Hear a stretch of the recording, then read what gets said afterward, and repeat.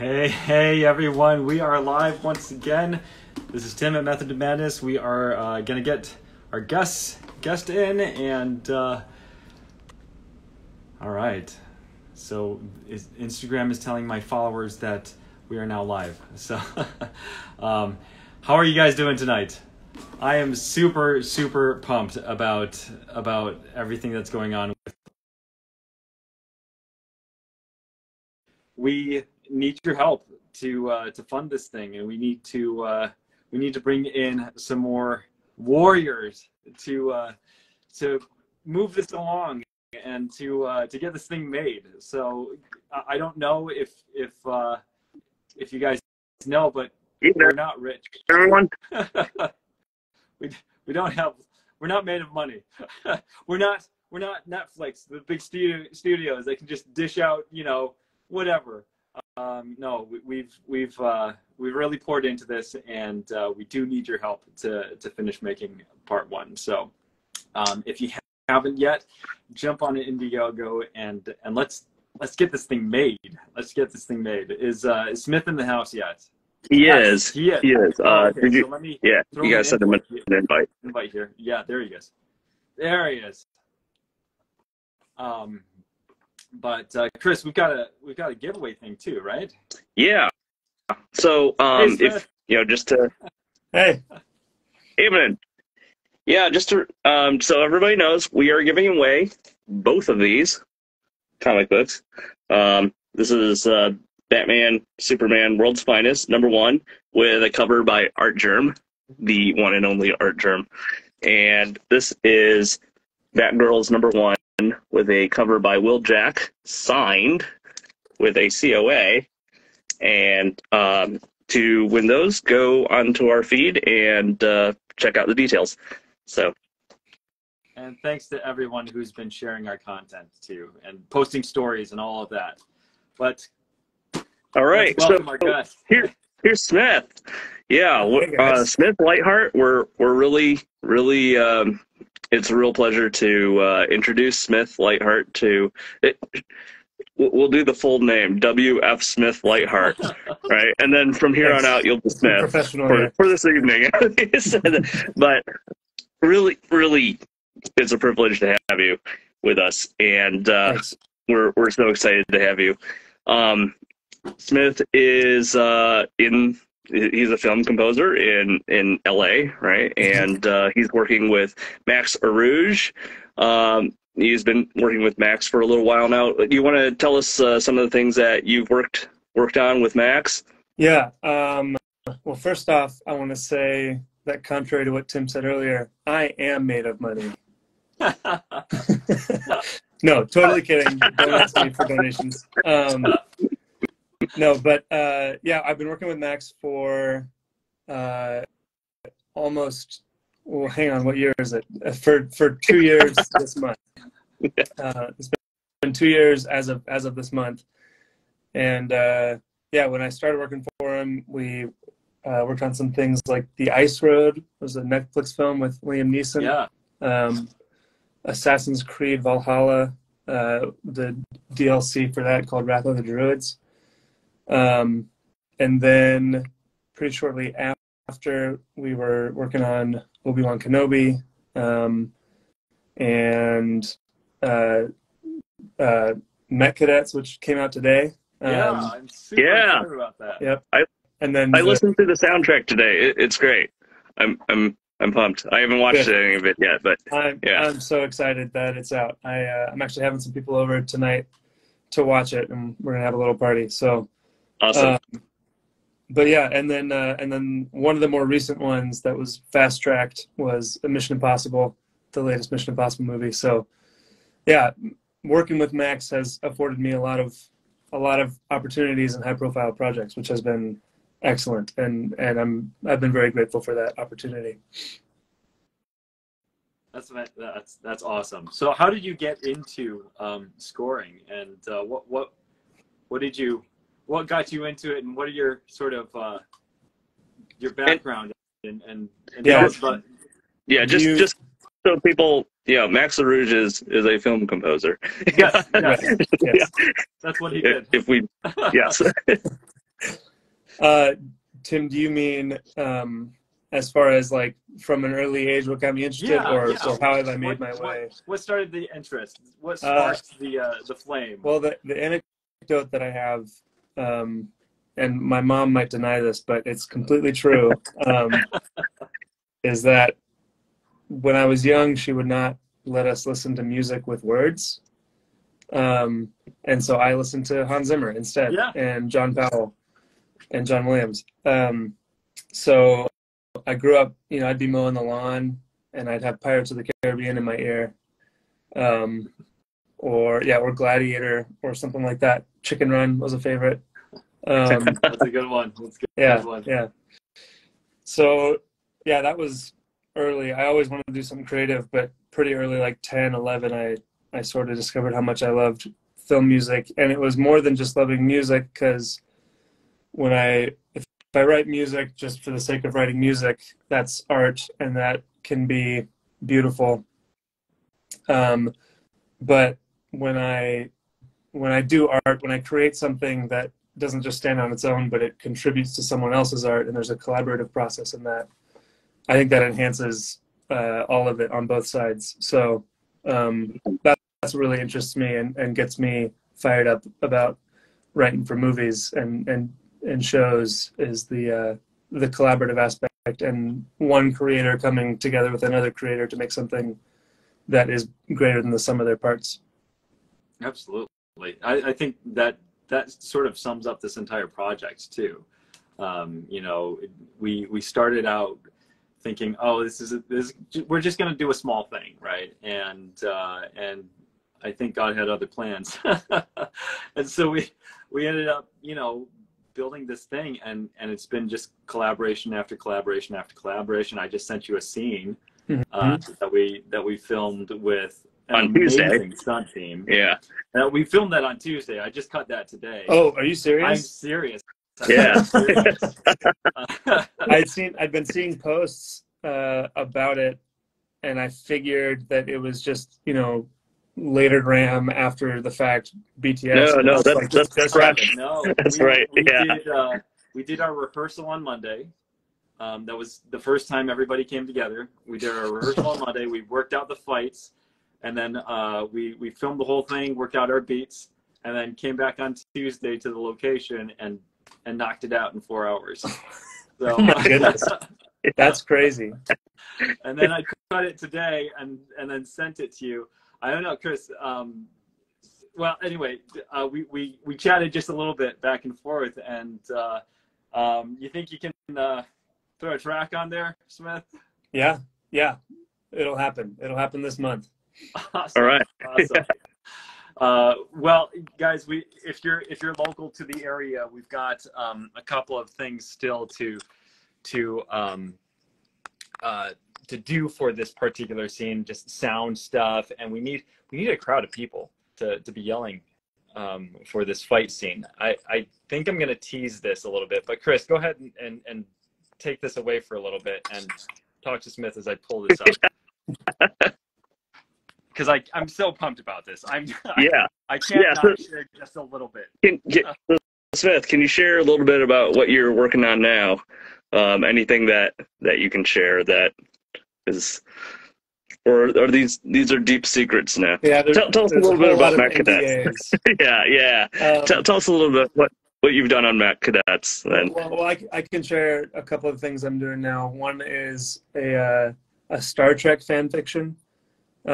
Chris, I think I sent you some of the tracks for that. I heard those tracks. They're great. Thanks. Yeah, really happy to hear this. Yeah, so there's going to be 2 parts to that, and I've just finished part 1 last week. Mm-hmm. So got another. I think they're both going to be about 15 minutes. The first one was 15 minutes. So that's in progress, and I'm collaborating with a couple friends that are like pop musicians to do some orchestration and stuff for their songs. So that's been exciting as well. And yeah, that's about all I can talk about at the moment, unfortunately. I know you got some big stuff that you can't talk about, but Yeah, for sure. yeah, Always. Like I said, I'm made of money, so. right. So can you tell us a little bit about your involvement on Mission Impossible and how that came about? Yeah, so that was all through Max. Max Arouge, the composer I worked for that we talked about before, he, for many years, was the assistant to Lorne Balfe, who, if you don't know, is a big A-list composer now. And before he was an A-list composer, he was an assistant to Hans Zimmer. So there's this whole lineage there. And Max, in 2020, when COVID hit, Max decided to stop working for Lorne and start doing his own stuff. And he's been taken off since then. That's 3.5 years now, and he's been doing very well. Every once in a while, Lorne will ask him back to help out with another project. So that's how Mission Impossible came about. Was Lorne reached out to Max and said, "Can you jump on this with me?" And Max said yes, and he said, "I'm bringing Smith with me." So that's how I got involved. That's awesome. Yeah, that's so cool. I do have this up. I figured out where I'm going to go up to, but guys, I'm going to show you a little bit of this scene. Here, let me turn off this one so it doesn't glare. All right. So here's our hero Steph, and I'm not going to set anything up. I'm just going to run this. I cut this together today, guys. I cut this together today, so the sound isn't finished. The color's not even done. I'm just so pumped. I want to share it with you. So check this out. And I'll get my volume up too. So if I can reach, there we go.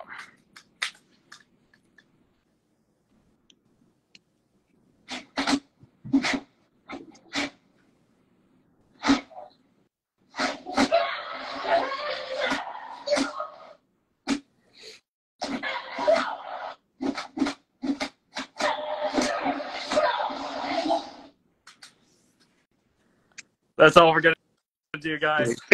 That's all we're gonna do. There's lots more. There's more where that came from, more. and it just gets better. More where that came from. I just want to say that I watched the whole thing a half hour ago and seeing the clip again now. It's amazing what you guys have been able to do on a low budget and prior to this full funding coming through and whatnot that we're working on.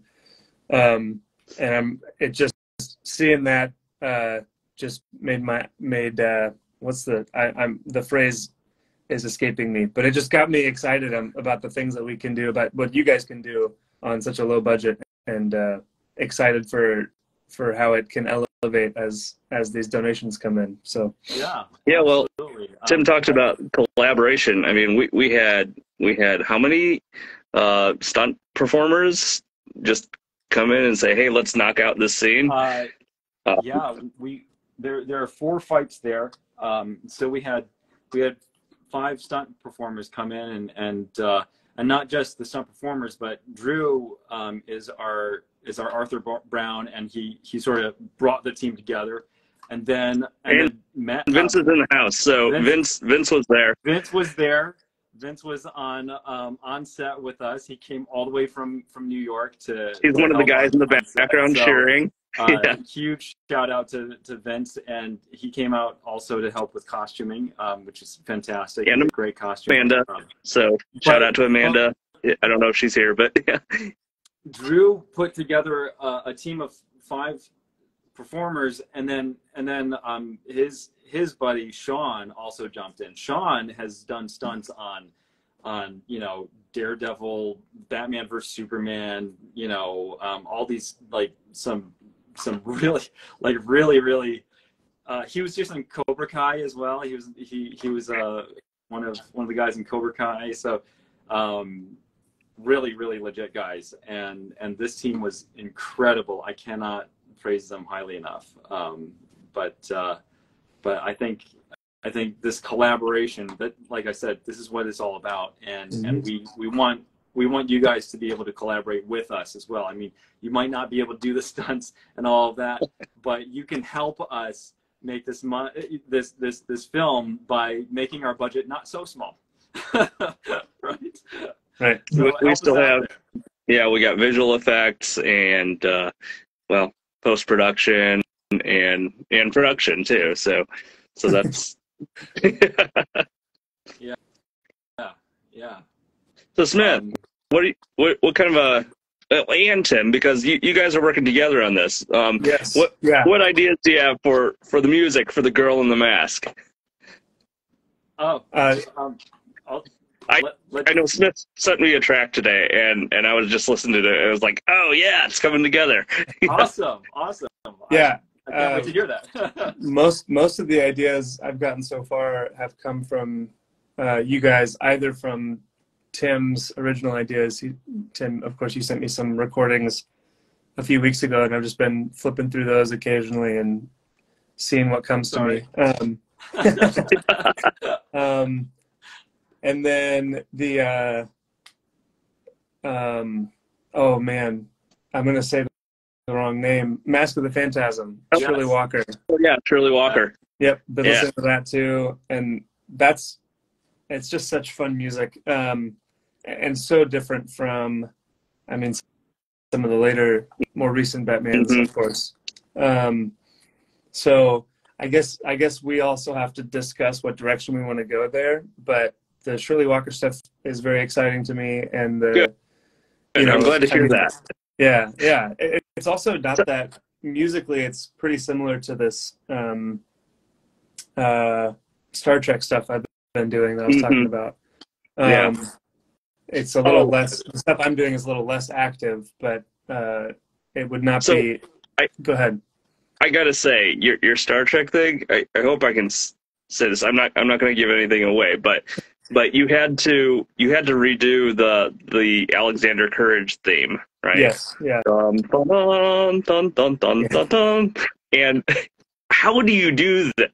How you did that is like how you managed to capture that, a theme that is so iconic and still make it work, right? And still get the feel of that. I was like, yeah, you did it. Anyway, I just had a geek out moment. I had to. It was a lot of just melodic inversions and stuff. There's a whole bunch of stuff I learned in school about turn a theme upside down or reverse it or whatever, and whatever you did, it was great. It worked. It worked perfectly. Thanks. So I was excited about that. Thank you. But yeah, so a lot of the ideas from that I think could translate if we want to go one route, and then of course, I mean, some of my favorite stuff to do is try to imitate Hans Zimmer and his Dark Knight scores. So ideas are just that. So. Say what? We love that. We love that. Those are great scores. As far as I have ideas, it's just that I'm excited about all the directions we could go with this, and I'm ready. I'm ready to jump in. Awesome. Yeah. One thing I like about Shirley Walker's scores is that they're so thematic. Yeah. I mean, and maybe we won't go like full leitmotif on like every single character like she did, but that's a lot of work, guys. Yeah. But yeah, that's something I really like about her music. Yeah, for sure. Well, yes, I think one thing that inspired us early on too was I mean, Shirley Walker's score is one of my biggest inspirations for music composition. Just love her music, and rest in peace. So she's but her music and pulling you into all of the characters and all of the different themes of the animated series Batman. Was just like every character had a theme, and it was so the show was so rich with music and themes and stuff. And of course, that's what I love about John Williams scores as well. With Star Wars and Harry Potter, and you know, just fantastic thematic material. That just, I love the themes too, and we won't do these. I don't think our film is big enough for this, but I love those themes that John Williams creates that just like seem to go on forever. Like Yes. the one Harry Potter one, the Fox the Phoenix theme. One of my favorite. Okay. Yeah, one of my favorite John Williams themes ever is Fox the Phoenix. Yeah. It just you know, you feel like it's gonna finish, but then it just keeps going, and it's just like this beautiful long piece that just goes on forever, and I love it. There's if I may, I won't play anything, but I've never heard this guy's name said. If you like. Well, if you like to play it something. would not come across. Oh, okay. This guy, I've never heard his name said before, but Bruce Broughton. Yeah. Oh yeah, Bruce Yes. Broughton. When you said what you just said about themes that just go on and on and on, I thought of him. His Rescuers Down Under theme. Yes. Oh, I love the Rescuers. Yeah. Ever. Love Rescuers. Oh yes. I mean, and yeah, the emotional highs that it gives and everything. Oh, great score. It's a style that has it's all but died away at this point, and it's it's the way the world, it's the way things go, and that's fine. But I always look for composers who have taken any opportunity they can nowadays to have a theme that just lasts, So 30 do seconds. you have any, Smith? Do you have any favorite top favorite scores where I know that's like that's one of those hard. questions. What's your favorite movie? But are there any scores that just like come to you like that's one of the scores that just sticks with me and it'll never leave me? Probably How to Train Your Dragon would be the first one that comes to mind. There's some I work in films, not video games, but there are some video game scores that just blow me away. I mean, Halo, for the nostalgia. But Journey by Austin Wintory. It's a game from 2013, I think. And it's got this, super virtuosic cello leading the whole thing and lots of strings. And Austin was, I think, like 24, 25 when he wrote it. Wow. And it's it's incredible. And then his other score, Abzu, is another game that blows me away. The score does. And if I was going to say one more movie, I'm looking at Spotify here, just scrolling really quick. I know something will come to me. It's got to be probably The Fellowship of the Ring. Yeah. For very different reasons, but yeah, Howard Shore just knocked it out of the park with Fellowship of the Ring. Absolutely. Yeah. Well, they gave him 2 years to work on it, so that helps. That's, I was just gonna say, the beauty of the Lord of the Rings is that Peter Jackson got Howard Shore involved in the project so early on, and that's what we wanted to do with our composer too. So yeah. I'm so glad we have you already. I'm glad we're doing it, but I've seen when it doesn't work out. It's interesting because you just have people get pitted in their own way of doing things, and then at that point you've started so early that it doesn't matter. You could kick them to the curb and get a new one at the normal time. Well, that's true. That's true. Yeah. So you guys can do that. Hey, we got 14 people in the house. Anybody have any questions for Smith? Oh boy. Yeah, about put them up. Music, yeah, anybody who has any questions, please. Yeah. So carry on until then. Yeah. Anyway, you were saying though that you're glad we got involved so early. Yeah. I mean, I like the idea of it being a collaborative thing, right?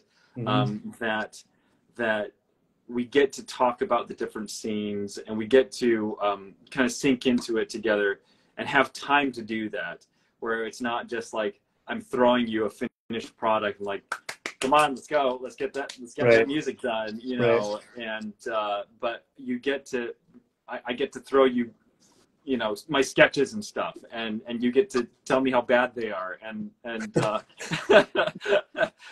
rewrite stuff, and I'm excited about that. So yeah.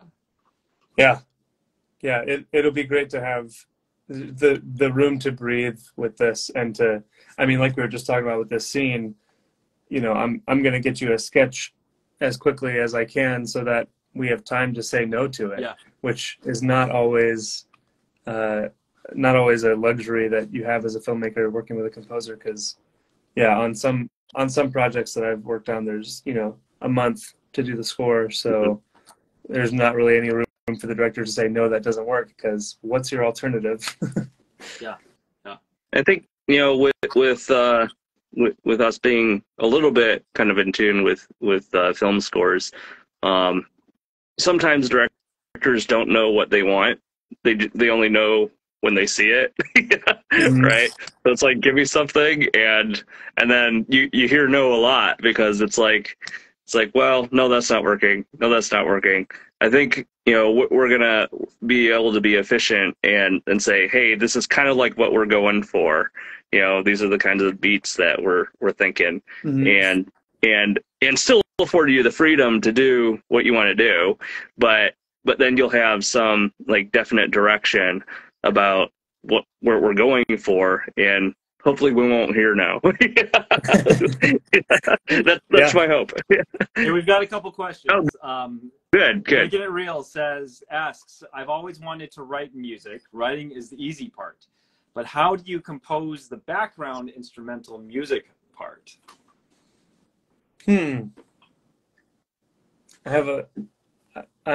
contend a little bit with that. Writing is the easy part. But we'll move on from that. It is kind of the trick, because, you know, for instance, Chris, this piece I sent you, I don't know if you sent it to Tim yet, but it's very lush, and it's melodic, and it's grand, and there's probably, you know, there might be one or two places that'll fit. Can we preview it? Can we preview it? Sure. I don't know how well it'll come through. Let's hold on to it for a little bit. All right. It's for all you listening, it exists. I heard it. It's there. But it's very grand and lush and full, and there's only one or two places that'll fit in this project, most likely. But the goal is to get something that is detailed enough and developed enough that if there's a specific part of the film that needs a little something, I can just take a bit of something from that fuller piece I've written. And that's where a lot of the background underscoring stuff comes from, is that you grab a texture or a pulse or some strings or something from a much fuller, you know, suite of music. And it just becomes, that becomes like your toolbox. Each suite becomes a toolbox that you use to write cues. I feel like there's when I've scored things, which is my experience is way more limited than yours. But when I've scored stuff, I always started with just timing out a scene, and then feeling like the rhythm of the scene, and then also feeling whether a scene is supposed to be exciting or romantic or whatever it is. Just you know, what is the feeling we're going for? And then I would start with, like, what's my main instrument? Like, where do I want to go with that? And then what kind of instruments sort of support that instrument? Whether that's going to be piano or violin or oboe or whatever it is. And what you're describing is basically, you know, that's the two-edged sword of temp music, is that if a director or a music editor or whatever gives me temp music, which is, you know, they'll send me an edit of a scene or of the film with somebody else's music under it that they, like, for instance, Mission Impossible, they're like, we want this to sound like Mission Impossible, so we put Mission Impossible here. Then what I've learned to do when I get temp music is, first off, match the tempo. because whatever the music editor or director or whoever chose that music, whatever they liked about it, part of it was the speed of it, was the way it hit certain points. So I want to match the tempo, and I want to match probably mostly the sonic world, like what instruments we're using and such. So that's the helpful side of temp music, and it cuts out, you know, a lot of time of me deciding those things you're describing, Tim. And then the unhelpful side, of course, is that it can limit creativity on the part of the composer. And it's very common. There's a name for it, and I forget what the name is, but directors tend to get too attached to their temp music, and then they get myopic. Yeah. It's like, yeah, they get married to the temp music. It's like, I don't like your music because it doesn't sound like the track I give you. Right. It's not Mission Impossible. Yeah. What's your problem? Right. One thing. Sorry, we had a question. I just want to get through some of these questions. Yeah. We had a question about working with Kevin Porter. Kevin Porter is awesome, and I love working with him. And we'll definitely talk more with Kevin Porter, hopefully soon. What gives a composer the drive to make an exciting music score for movies or shows? Cutlass asks. To drive. Sometimes it's money, and sometimes it's time. Yeah, well, yes, those are definitely two. When you have your deadline. I think deadlines. I love the story that Hans Zimmer tells when he's working on the one scene in Gladiator. He talks about the scene where it's just after what's his name, Maximus finds his family dead, right? And then there's this little lapse of scenes where he's rushing back to Rome, and he it's actually like, what do I do with this scene? And he had to compose. He had to record the scene, the music for the scene, the next day, and he was on the flight, right? And then he's like, he wrote the whole section on the flight from Germany or whatever he was to New York. That's crazy. Yeah, deadlines are definitely can be a big one. There's a project I was working on that I was given an assignment and the piece that I was working on had to be recorded the next day. Very similar to this story, and I did an amount of work that in a very short period of time that I absolutely would not have been able. I don't think I would have been able to do if it wasn't being recorded the very next day. You know, so definitely, you know, drive can come from deadlines, probably more than anything. Yeah, and I don't want to sound cliche, but just loving it. I mean, I love what I do so much, and that helps a lot too. I don't know that helps me write exciting scores, but it helps me get the job done. Yeah, I love honestly, I love the creativity that comes out of pressure, you know. And I don't want to have that kind of creativity 100% of the time, but sometimes that's the best stuff. Yep. Yeah.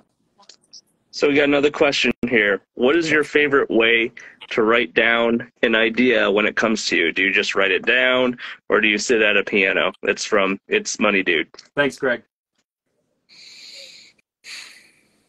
I have probably over 1,000 voice memos on my phone that aren't sorted very well. So there's a lot of them that will never get used. Probably 90% or more, but that's usually when an idea comes to me, I'm usually whistling it or singing it into my phone, or if it's rhythmic, I'm tapping it on a table into my phone. If I'm here at my rig, at my computer, I can quickly just open up a session and put it in there, and that's a much better way to do it because I'm more likely to hang on to it. Yeah. I will also say though that now that I do this full time and then some, it's rarer that I'm away from it and coming up with ideas. So usually when an idea comes, I'm here, and often when an idea comes, I'm actually putting it into the piece I'm working on. But it's not a whole lot that, you know, it's 9 p.m. I'm sitting on my couch and I have an idea because I've just been thinking about music all day, so my brain's ready for a break, I guess.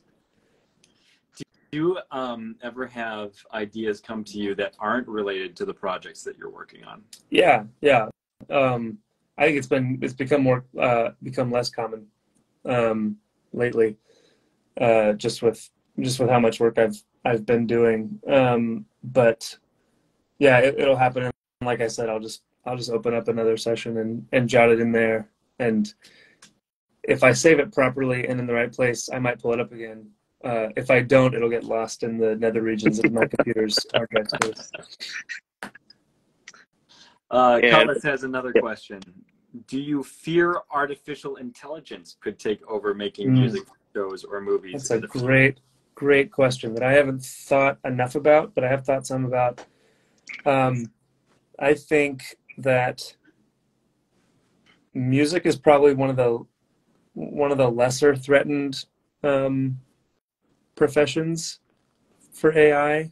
I mean, art in general, but there's parts of the filmmaking process that could probably be automated, at least could be automated easier than music could. I'm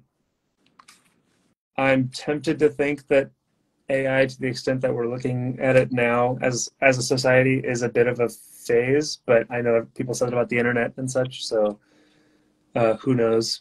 And the last thought I have on it is that just, you know, if it continues to come and we have to deal with it, then the people who succeed are going to be the people who figure out how to use it the best and make it work to their advantage. So yeah, it could definitely it could take over for sure, but I think the people who will be most successful in 20 years, if AI continues to grow, will be the people who figured out how to work with AI and make it and use it to help their work rather than let it take them over. I think as a general creative, that's the best way to look at AI as a tool. Yeah. We're even here. We're using AI as a tool to help us, you know, generate imagery for the world that we want to create, or music. I don't know, guys. AI music isn't I've heard some AI music. It's bad. Sorry, it's not good. It's not good. People said I'm too young for this, but people said the same thing about, you know, MIDI and DAWs, digital audio workstations. Like, oh, you mean you can have a keyboard in front of you, but you can be playing the violin and you can edit it and make it sound like it's real almost? I mean, that's going to ruin musicians, and it hasn't. No, it hasn't. So, yeah, I think because you can't replace Josh Bell or Hilary Hahn, right, or, you know, or the London Symphony Orchestra. You know, I mean, even on you know, Mecadence, for instance, the credited violinist is named John. He's a friend of mine, and he's great, but he's not Joshua Bell. I mean, I say this to say you listed, you know, these iconic violinists, and of course they're not going to be replaced. But even the people that aren't in the spotlight, even people like John is playing, you know, live violin on Netflix series and things like that. So there's. I think I heard a real piccolo trumpet in there, maybe. Yes. Yeah, there's also a real trumpet. Yep. Yeah. So yeah, MIDI, DAWs, stuff didn't ruin the music industry, and I don't think AI will either. It just will be it'll just, yeah, it'll be a learning experience, figuring out how to work with it, how to use it to our advantage. Yeah, I think if you rely on AI to do all your work for you and to come up with a finished product, then you're going to get bad art. Yeah. It's going to all sound or look the same, and it's not going to be original, Right. and it'll just be like one in a million, right, of a million. But those who can harness that to kind of use it to do their more like tedious rudimentary stuff, and then that lets your actual creative, frees your mind from the tedium to actually just do creative things. Yeah. Then I think that's kind of how I see AI being utilized in a positive way. For sure. Yeah, that would certainly be one way. Yeah. I mean, on the visual spectrum, Photoshop got the same, rep, right? Right. Photographers were like, oh no, we're going to lose our jobs because now everybody can do whatever. It's like, well, no, you just have a different kind of artist now. Yeah. Yeah. So, hey, Bryce. So, yeah. Any more questions? I think we got the questions in the comments there. I think one thing, there was a question about like writing and then how you do the instrumentation. I just want to give like a little my perspective on direction is like once you have the writing, I think I agree with Smith. The writing part's the hard part, at least for me. Like getting the idea that you want is the hard part, and then one thing that I've found helpful is using study scores, right? Find a score of some of your favorite music and see how they construct that orchestra, see what they do with it, and then you can start imitating it, but then pretty soon you can start knowing what different things sound like. Yeah. In different contexts and different arrangements. Yeah. I don't know if there are, aspiring composers watching, but one way to sort of start yourself on the faster track before you even are working in the industry is basically exactly that, just score study.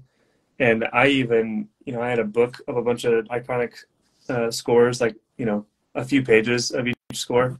So it wasn't much, but I just copied those into Sibelius, just note for note, dynamic for dynamic, so that I just had like an exact copy of the official score, of the actual score.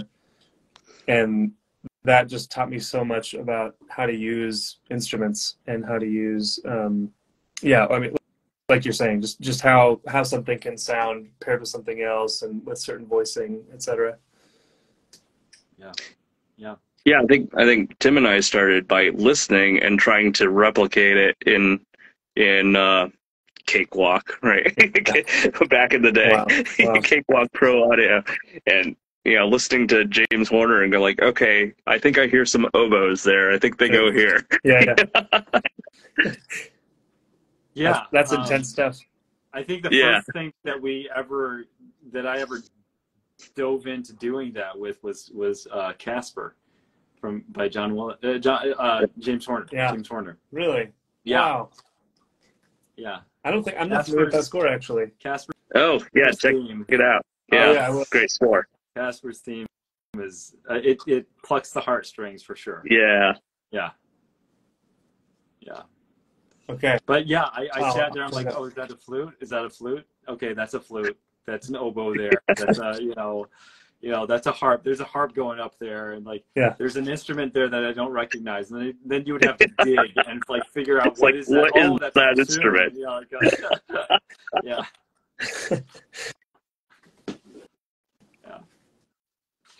So guys, we got all the cool people in the house tonight. If you haven't heard though, we're doing a giveaway for all of our backers. Chris, you want to show those? Those covers. This one is for all backers. For all backers can enter to win this, and then this is for Waffle Warrior 1 and above. 1 and above. And this is Waffle Warrior, any Waffle Warrior level and above, with signed by Will Jack, the artist, with a COA. And I think we've had some people like comment Warrior without having backed, so you do need to back. And if you're back, if you back on any level, you're entered to win this one. So and for those who have backed already, just comment Warrior and follow Comic Uprising and Method to Madness, and you're in if you have already backed. So beyond the giveaway and beyond the $5, you guys can share this project. Tell your friends and family about it. We need, if we get 1,000 people giving $5, that's $5,000 that we wouldn't have. So, guys, we need your help to make this thing happen. No amount is too small, and tell people about it. And anybody, check every backer gets a screen credit. And check out our feed, see what we've been doing. Watch our feed, follow us, because we have some great stuff coming. We talked about it in here, and Tim gave you all a preview of our fight scene that is amazing. So if you didn't see that, we're gonna save this. You go back and watch it because it's awesome. Drew and I think Sean were both involved. I think that's gonna have a score by Smith here. So so we're excited about that. And good stuff. Yeah. So, Smith, any last thoughts? Anything you want to tell our followers? No, we've said it all. I'm very excited. I think we're all very excited. And just echo that. Everyone, tell your friends and contribute if you can, because we all really want to do this. So let's make it happen. And tonight, go watch Mech Cadets. Yes, watch Mech Cadets. Because Smith did music on that. Yeah, watch Mech Cadets on Netflix. Listen to the score. Follow me on Instagram and tell me what your favorite track is from the soundtrack. Yes. All right, guys. I think that's it. We're gonna wrap up here. Don't miss. We're gonna be scheduling some more lives, and don't miss our live with Comic Uprising to announce our winners for that giveaway. So that's gonna be Monday.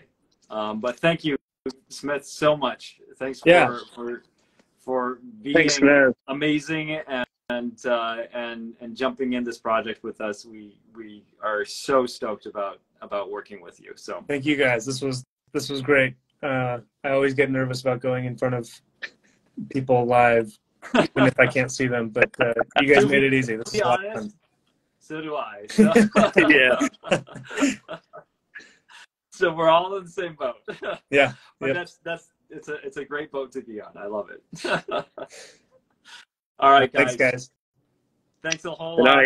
We'll see you next time. Have a great night, everyone, and don't miss our giveaway. So thanks, everyone. Good night. Thanks, Smith. Good night. Yeah, good night. See ya.